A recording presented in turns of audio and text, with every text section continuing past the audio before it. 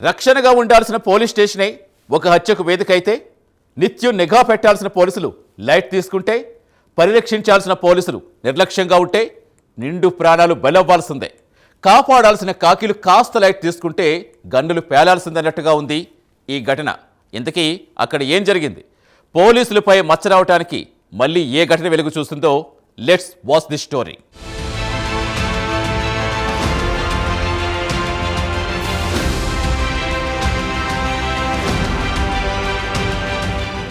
అది ఉత్తరప్రదేశ్ హర్దోయ్ జిల్లా.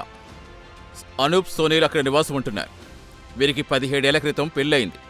కానీ సోనీకి సుర్జిత్ అనే వ్యక్తితో పరిచయం ఏర్పడడంతో అతనితో వెళ్ళిపోయింది. ఈ నెల 7న సోనీ భర్తను వదిలేసి వెళ్లడంతో భర్త అనూప్ ఆగ్రహానికి గురయ్యాడు. తన భార్య మరొకరితో పారిపోవడం తట్టుకోలేకపోయాడు. ఈ క్షణికావేశంలో అత్యంత దారుణానికి పాల్పడ్డాడు. తన భార్య వేరే వ్యక్తితో వెళ్లిపోయిందని పోలీసులకు ఫిర్యాదు ఇచ్చాడు. దీంతో తన ఆచూకీ పట్టుకుని జనవరి 11న పోలీస్ స్టేషన్కు తీసుకొచ్చారు పోలీసులు. అక్కడి నుంచి పాలి పోలీస్ స్టేషన్కు తరలించి పోలీస్ కస్టడీలో ఉంచారు. అయితే ఈరోజు ఉదయం అంటే సోమవారం ఉదయం టిఫిన్ చేసేందుకు క్యాంటీన్ వైపు వెళ్ళింది సోనీ. అక్కడే మాటు వేసిన భర్త అనూప్ ఒక్కసారిగా ఆమెపై దాడి చేశాడు. తన వద్ద ఉన్న గన్తో పాయింట్ బ్లాంక్ రేంజ్లో కాల్చి చంపేశాడు. గాయాలతో కొట్టుమిట్టాడుతున్న సోనీని ఆసుపత్రికి తరలించేలోపే మరణించింది. ఇంత దారుణం పోలీస్ స్టేషన్లో జరగటం దారుణం. అత్యంత రక్షణగా ఉండాల్సిన పోలీస్ స్టేషన్ లోపలికి నిందితుడు ఆయుధంతో ఎలా వచ్చాడు?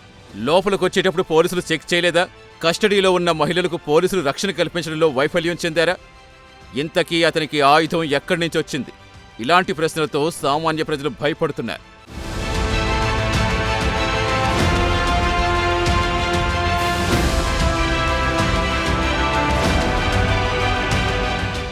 హార్దోయ్ ఎస్పీ అశోక్ ఈ ఘటనపై మండిపడ్డారు.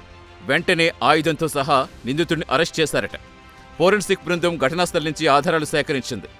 నిర్లక్ష్యం వహించిన పోలీసులపై కూడా కఠిన చర్యలు తీసుకుంటున్నారట. 17 ఏళ్ల బంధం ద్రోహంతో ముగిసిందనే కోపంతో భార్య ప్రాణాలు తీశాడు భర్త. ఈ సంఘటనతో పోలీసులకు కూడా మచ్చొచ్చింది. కొందరు పోలీసుల నిర్లక్ష్యంతో పోలీసు వ్యవస్థకే మచ్చపడింది. వేరే వ్యక్తితో వెళ్లిపోతే చంపడం ఎంతవరకు కరెక్ట్? తనకు దక్కని వ్యక్తిని ఈ సమాజంలో స్వేచ్ఛగా జీవించనివరా?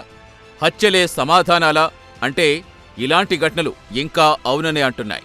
కానీ చట్టం తన పని తాను చేసుకుంటుందనే విషయం గుర్తుపెట్టుకుంటే మేబీ ఇలాంటివి తగ్గే అవకాశం ఉంటుంది.